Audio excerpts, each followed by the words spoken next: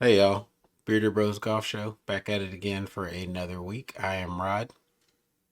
And I'm Marcus. Um, One story that stood out for me, especially from round three, was Justin Thomas. He missed the cut at the Players last week, Yeah, moves on down, and my man had an okay tournament going up until the third round. Shoots a 79, and I think the most egregious part was the 38 putts that he had.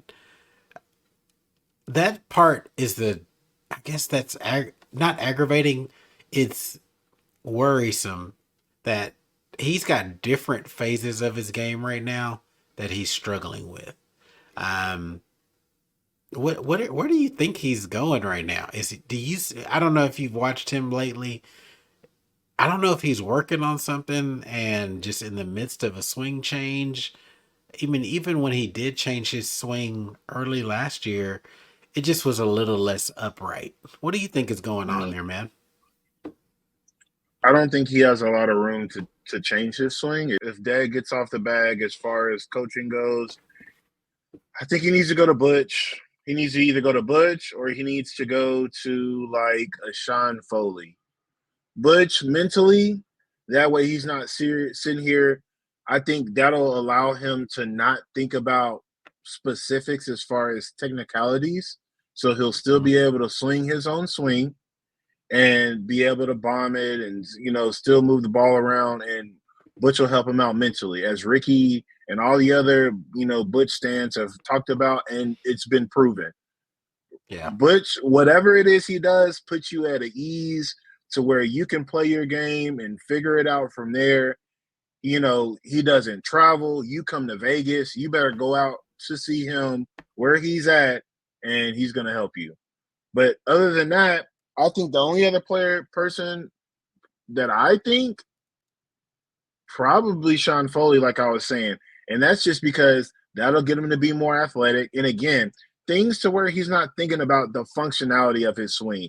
He needs to be thinking about getting the ball out there in the space where he can hit it again. And then for him, it's putting. I mean, you saw it in the full swing. You saw it throughout the season. He's trying different grips.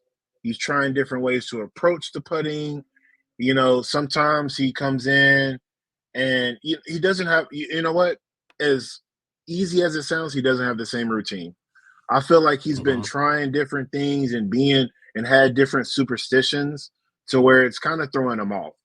And when you golf a certain way for 30 years, or he's what, 32, Well, let's just 33. let's just say 25. Yeah, he's Exactly. low You know, 31, 32. been playing 20 plus years. You've been approaching putting the same way for so long. And all of a sudden you have a few shaky years on the putting green. And now we got to change this. We got to change that. Now we're changing the grip. Like, bro, you just need to, unfortunately, weather the storm and get back to what you were doing. There was nothing wrong with what you were doing. Then you have a chance. Then it's on the edge if you're not going to make the Ryder Cup or not. Now all of a sudden you like, oh, I'm grinding it out.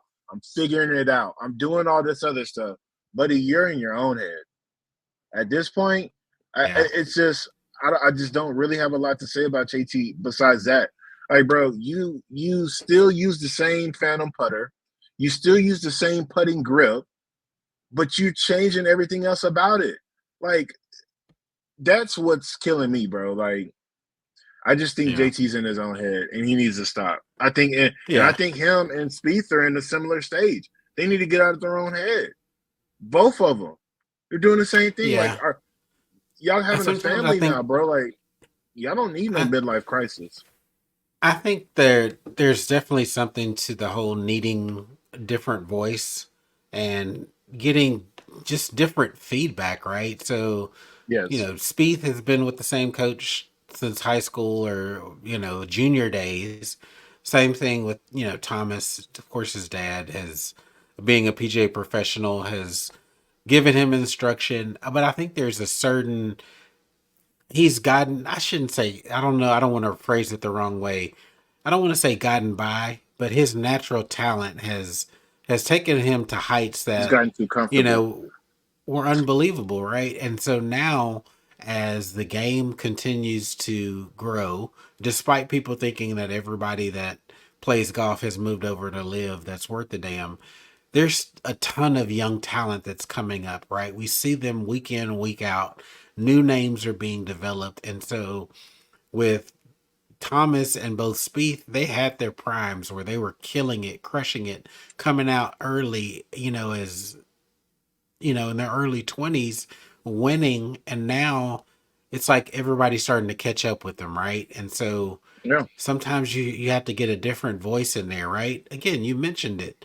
We saw it from Ricky. He was able to figure some things out last year and kind of regain why we loved Ricky in the first place. Outside of just being marketed to, the dude had game. And yeah, so, once you start changing some things, you start reprioritizing, like you said, life. But at the end of the day, this is your job, and you have to figure out the best way to be effective at your job. And it's not like they're hurting for money; they still make cuts and etc. But right. winning at the top levels, we haven't seen that from those guys here recently. And just seeing JT shooting a 79, and I mean, let's go back to last year. This man has had quite a few rounds in the upper 70s and 80s, just kind of way outside of the norm. And it's not just an anomaly now at this point. This has cropped up on him. So there's something that he's fighting in his own head. There's just no way to kind of dismiss that at this You point. get a lot of stuff out of this channel, y'all. A little business knowledge, a little technical golf knowledge, a little BS in here and there. You're in a well-rounded environment. So, uh, Absolutely. hit that subscribe button, hit that membership button. We got you covered on all things golf.